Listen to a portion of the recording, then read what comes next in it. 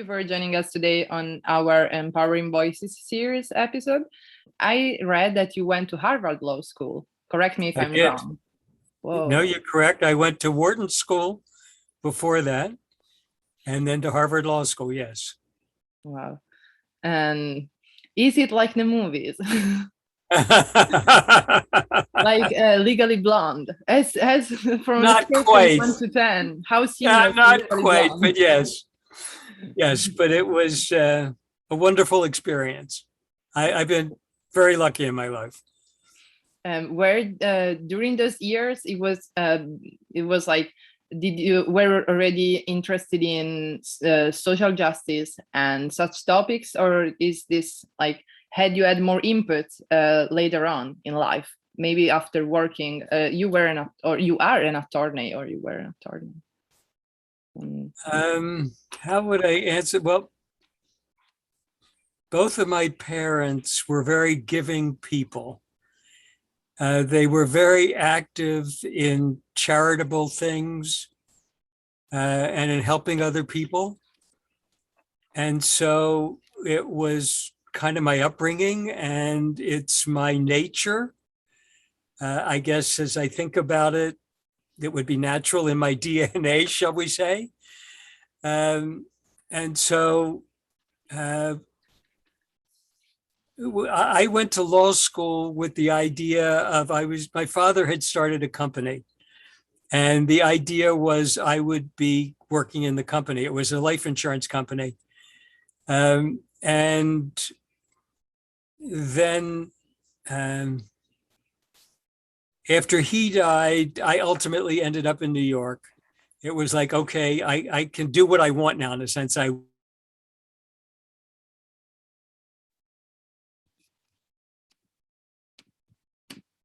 then AIDS happened. Mhm. And when AIDS happened, I am a gay man, an out gay man. I was producing on Broadway. So I was involved with a lot of friends in theater, and I had a house on Fire Island in the gay community. So I was living at the epicenter of AIDS, shall we say. And my immediate thing is, what could I do to help? I mean, certainly it was, what could I do to not get sick? Because at that point, when it started, we had no idea what was causing it, just how it was affecting all of us. And so I assumed that whatever was happening to my friends was going to happen to me. And that led me to the East and Asian thinking, shall we say. And then it brought me back to America. What do we in the East think about that kind of reaction? That it seemed like an attitude that made the body healthier and more likely to fight things, which led to learning about what we call psychoneuroimmunology, the medical term for the mind-body connection. And that in turn, like, oh, okay, I got to get this information out to help people. I've done all this research. Now, how can I help people? And that really started me on the opening beyond myself path to how could I use me and the lucky life that I've had to help other people. And that's really when this phase that we're talking about in my life really started.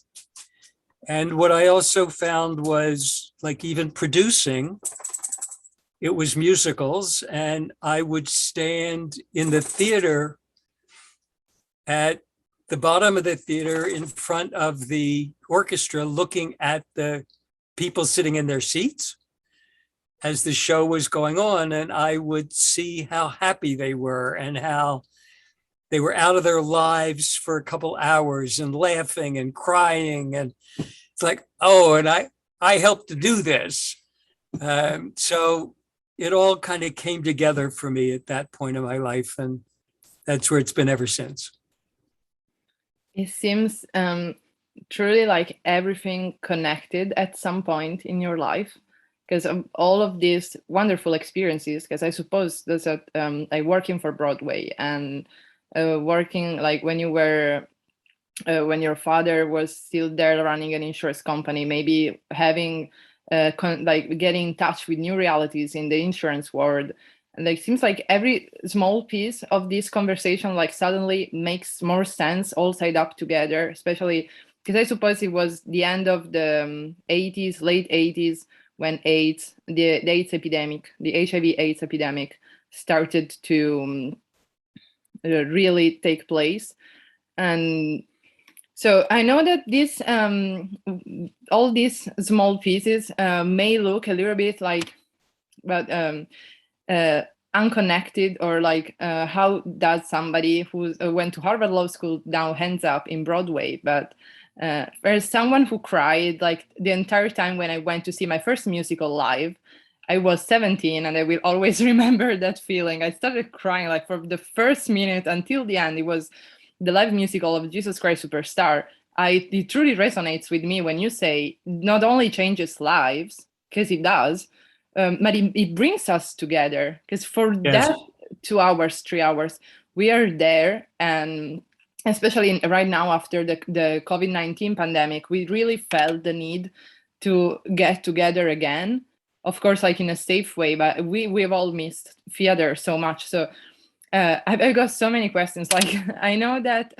But what you would just hit on, Sharon, is something that I've realized is that while my life seems like little pieces, as you say, that have no connection, they all have come together in what I'm doing and various things that I'm doing now, in the way that I could help with AIDS, the way that I could help people. It's really been quite fascinating because each chapter, and that's what they've been, have been about who am I, why am I on this planet? That all these things that I've been given, whether it's my brain or being my parents, going to these Ivy League wonderful schools. So back at Wharton School, I started off in crew, but I ended up in both the Penn Players and Mask and Wig, which is our theater. So it all comes together. It really shows like a mosaic, like the drawing that there is behind all of these small like pieces that really get together. I assume that Broadway at those time, so late 80s, it wasn't an easy reality to move across, like to really work with, because again it was the AIDS HIV epidemic, and maybe it was like, as you said, you were in New York, so I can only imagine what New York was there, like it was what it was like back then, especially with all the different communities living there together. So I'm really into asking like about what did you perceive was the like the main, sorry, let me rephrase that. What were those affected communities, for example, the LGBTQ plus community, all the communities that really had an impact when it came to the HIV/AIDS epidemic, what those were communities going through, and what was their response? Because I had the wonderful opportunity some weeks ago to talk about communities' response and community resources with the national with the director of the National AIDS Memorial in San Francisco. So we talked about how San Francisco had a strong response when it came to the HIV epidemic. So I'm really curious about hearing what you would like to share with us on how was New York back then? How did you feel were those different answers that different communities were giving? Because I suppose it was really... At that point, HIV was mostly in the gay community. And as a producer, at that point, a quote, young producer. I wasn't happy, and there were several of us who weren't happy with the way theater worked at that point, which meant that as a producer, I would hire a general manager, and he or she would do all the business, shall we say, about the show. I would be the overview. Well, we, the young people like me, educated, and this, I want to know. I want to, what's doing. So we created a group of young producers, and we had experts come in and tell us about all. So we learned. Well, as part of that group, we didn't want to have a hierarchy, so we sat in a circle. And it was very much, we're all equal, we're all learning here. And then one day, I'm not sure if it was me or somebody else, but we all had the same thought at the same time of, what are we going to do about AIDS? What are we, the Broadway community, going to do about AIDS? And that started the discussion, and we became founders of what ultimately became Broadway Cares. And what I brought to it was all this checkered life that you've heard about, and start getting involved with people. And it was a period where I had time. And so I could take a lot of time to really get in and work with people in the various shows. How did they feel? What were they thinking? What were they be willing to do? Which in turn led to the idea of, we ended up calling it Broadway Cares, so that once we put this idea together, it would work for other diseases once AIDS was cured. Talk about optimistic. And so that it would be in place. And to what would we do? Well, we've got all these people in pain, and we're not just talking about actors. We're talking about stagehands. We're talking about everybody was in pain because everybody was affected. So come up with a concept that would work for everybody. Oh, well, wait a minute. They're starting all these other AIDS organizations. We don't need another AIDS organization. We have people in the seats who spent money. We have people on the stage who are in pain. This is the perfect connection of a way to raise money and awareness, but particularly money. And let's ask each show, we're not going to tell them what to do. We got a lot of very bright people here. Let's ask them, here we'll give you several things when we'll come together, an Easter bonnet competition, a Christmas, because I ended up negotiating with the theater owners. We don't want theater to be associated with AIDS. We want people to come and enjoy themselves. Great. So twice a year for 6 weeks, we'll let you raise money. Mm-hmm. I negotiated that. So, and it was the kind of negotiation where they said, we don't want to say no, but we can't quite say yes. Come back tomorrow, thinking I wouldn't come back tomorrow. Well, of course, tomorrow I'm sitting there, and anyhow, long story. But so we got everybody together, and that was part of our goal, was there were 30 organizations involved with Broadway, whether it's the real estate people, the whatever, the unions. We got every one of those groups together to be part of Broadway Cares. So it was a true community to then be able to then raise the kind of money that we've been able to do. So I probably have gone off track there, but no, it just gives you a clue of what it was like. And everybody was looking to do something. And I truly never got a no. Anytime I asked anybody for anything about Broadway Cares, we always got a yes. Do you feel that, did you feel back then that the actors and stage crews and theater members had the resources that they needed, whether that be medical insurance or legal protection or support, whether that be psychological or peer support? And how do you feel about the support that they have now in Broadway? They had the Actors Fund then, which they still do now, and the Actors Fund does things like that.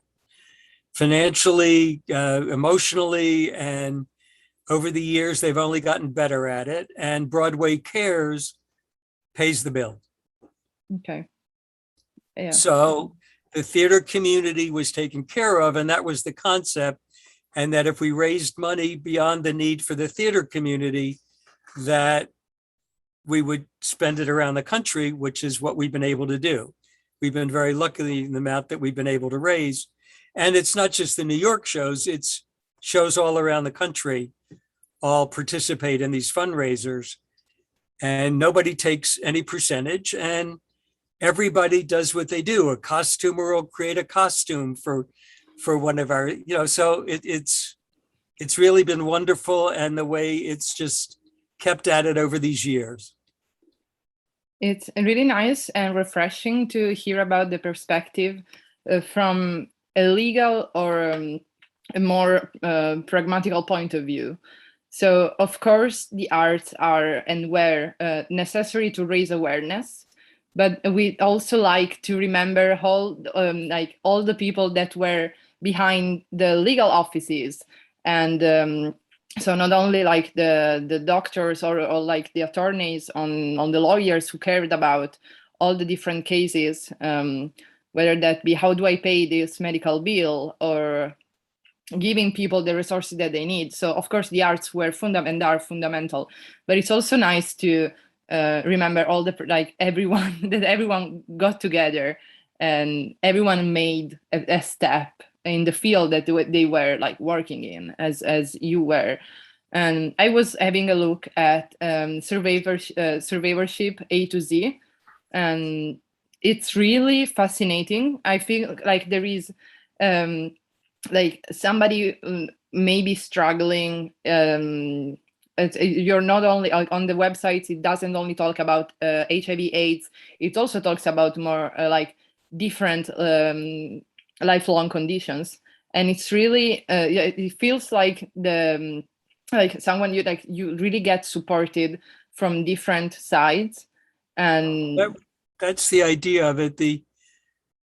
Again, my checkered career and checkered life. And there was a man who had HIV who was a financial planner, and he created a short course about financial planning for AIDS. And I start working with him, and ultimately he turned over all his research and everything before he died. And it was like, okay, I should turn this into a book so that people all over the country can get this information. And when I start working on it, what of course I realized was that the problems and the answers are the same no matter what serious health condition you have.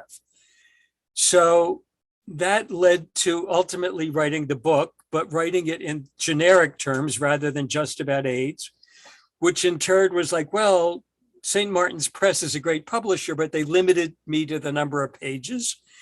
Internet, no limit, and we can change it and update it. So the idea of Survivorship A to Z was to create a core of information in all the different areas that are affected by an illness, give people the resources that are out there, and there are tons of them, just how do you find them? And then create guides for specific diseases which sit in a sense on top of that core of information. So the one for AIDS will tell you, if you work, you have rights at work. If you want to learn about them, or how do you talk about people at work, or at work, click here. And it would go down into the core information.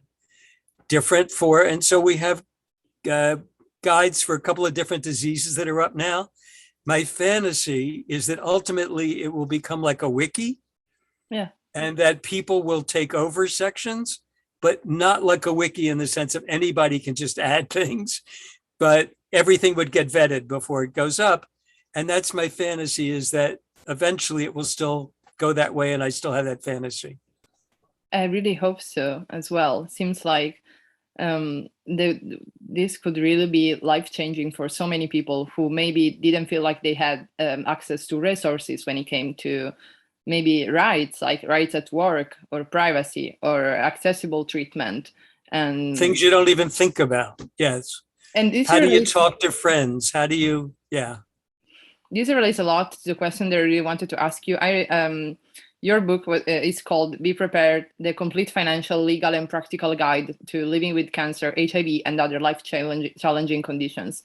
I wanted to like put it here, just put it here. So everyone who's gonna listen or watch this interview can look at it. Okay, great. And this relates a lot to my question, which is there an aspect that you were surprised when coming across, maybe with your research, whether that be from the financial or legal or privacy and medical rights, that you weren't expecting to find? Like also from like both and maybe a negative point of view, also from a positive point of view. No, it was, for me, the realization or bringing forward what I guess I'd already been experiencing with my friends because I became a caretaker for so many people, about how an illness affects every aspect of your life. And people don't think that way. We think about the medical, and that's all we think about, and not about the emotional support, and not just about us, but the people around us who are also all being affected by it, or just simple ideas at work, or, you know, this isn't the end. This is maybe an opportunity for you to rethink what you want to do in the period of time you have left, because who knows what it is. I've seen people given a 6-month life expectancy, and 5 years later, they're still here, or 10 or 15 years later. So it's important to me just for people to live out who they are in the best they can every day, not who somebody in society tells us who we are, what we should be. Do you feel that society now has changed the stigma that there is around HIV/AIDS, or do you feel like there has been little to no steps forward when it comes to those conditions? So I had the idea a few years ago to create another nonprofit for AIDS. And what it was kind of like what I did here, not inventing anything new. There's so much there. So it was, people could, let's say, living in a rural city. They're not in New York City. So how can they access a support group? How can they access the best medical care, not just a local primary physician who doesn't know about AIDS? How can they whatever? Well, we have the internet. So why not connect to a support group that's great somewhere else and hook you up with a buddy who's in a situation like you are, who's halfway across the country? Or so take away the isolation, create the support, share the information, but do it all virtually. And I have the background to be able to put all that together. I couldn't find the money because this is Black people primarily right now who are getting HIV. So in America, you combine Black and HIV, and I couldn't find the money. Nobody said it, that was the reason, but it's what seemed to me to be that whenever I've been able, as you heard before, when I reached out, Broadway Cares never got a no. So I don't think the stigma's gone away. It's just with the new drugs, not so new anymore, but they've been so effective in helping people live and not walk around looking like scarecrows or having those blotches that you get from different HIV illnesses. So nobody knows who has it now, shall we say. Everybody blends in. So I think that's kind of what's, plus LGBTQ is America's kind of waking up that this and Blacks and guys, we're a country built on wonderful ideals, but we haven't necessarily carried them out. And we've been called home to roost in the past couple of years. And so I think all that's changing very rapidly, I'm glad to say. But I think there is still a stigma with HIV. Yeah, unfortunately. Yes. Even though it seems like the pandemic gave people the right to be more themselves when it comes to struggling. I've noticed a little bit of like some steps forward when it comes to opening up, maybe about your condition, maybe about your status or personal problems. And it seems like we have gone out of this like bubble of fairy tale that Yes. it was limiting in a way. And now I feel like, especially younger generations, that we are a little bit, like not a lot, but a little bit more open when it comes to reaching for help, reaching out, saying, I need, like, I would like to have the resources to access affordable treatment or support, psychological support. So I really hope for the future, those will be things that we can live in the past and live like without the stigma. I agree.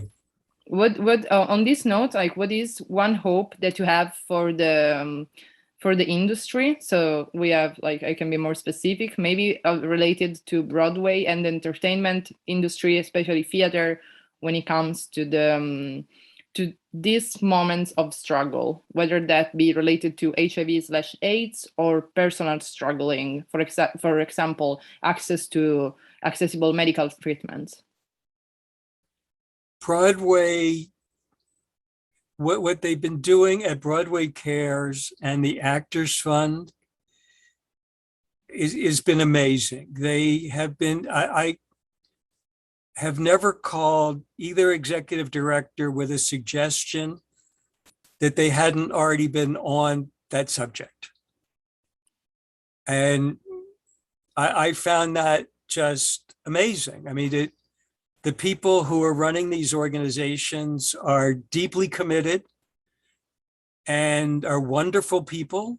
They've now had years of experience, but even before that, when we were feeling our way, and they really see what the needs are and they reach out to them. And Broadway Cares, for instance, is no longer just about AIDS, recognizing that other diseases are effective and affecting our people, and people need help with them. And they, Broadway Cares and the Actors Fund, are covering those needs. So they're not stultified in the past organizations. They're very living and continue to be very exciting. And the way they dealt with COVID, right out in front, how do we need to change things to get to people and help people and keep everybody safe? Just the new, we Broadway Cares does a flea market every year, looking at the new things that are being offered there. Couldn't happen without the internet. So, I mean, it's just, they're on top of things, and still exciting. It's not gotten old. It's not gotten tired, which you can see with a lot of history and organizations. Yeah. And people keep still getting sick. So. Yeah. I know, but luckily, all the effort that you made in the past years now is paying off, and I think it will definitely pay off in the future, giving all the instruments and resources to people that need those, and they are lucky to be born in a time where Broadway Cares exist and the Actors Fund exist, and those support systems are there for the people who need those. And of course, then we're back to Until There's a Cure, which is where we started, which is another amazing organization in what it does. Hold on a second. Let me just, okay. That Until There's a Cure is another amazing organization, and what it's done and keeping awareness in front of people that AIDS is still there and is still a problem. And a lot of people want to think, no, it's gone away, because they're not hearing, the Rock Hudsons of the world, shall we say, out in front. until there's a cure. Same thing. Look how it's evolved over the years and how it continues to work hard to get messaging out, and how, while we started with the bracelet, how Nora's been so amazing in finding these other products, and at the same time, not just products, but helping people in Africa and people with AIDS. So it's really been exciting to be part of all these continuing endeavors. It really is. Also for us, new generations, it seems like something that many young people tend to ignore. So the HIV/AIDS discussion, conversation, but it really is relevant as before, especially coming out of a pandemic. We really felt the need to repeat, to underline the importance of everything that happened in the past. So Yes. I'm not gonna be too long. I only have two questions. One is my signature question. The other one is a curiosity. So feel free to answer. It just I have this chance. I really don't want to miss it. As someone who works with Broadway Cares, I really wanted to hear your opinion about the musical Rent. So like something that has been in the HIV/AIDS conversation and dialogue, it has been present a lot. So like, what are your thoughts? How did you feel when it came out? And what are your thoughts now? Well, tears when it came out, which says a lot. It was, I thought, and still do, it's wonderful what he did. And it's important for people to understand how about these diseases and other people's kinds of life. And while we think people are different, we're all the same, and we're all getting through it the best we can. And to see a classic story updated and told that way, so wonderfully so in the moment, and bringing home to people what this has been about. Yeah, I applaud, if that's the right word, Brent. Absolutely. And you were in New York, I think, in the times that it was Yes. It was being prepared and staged. Yes. So yeah, it's one of my favorite musicals. So Oh, good. Good. To ask you that. Yes, I'm not gonna. I'm only asking like the last question, so I can like you're free, and it's not gonna take too long. My signature question, I always end our wonderful conversations with this question: is what is a quote or saying that you live by? What is what? What is a quote or saying that you live by? Wow.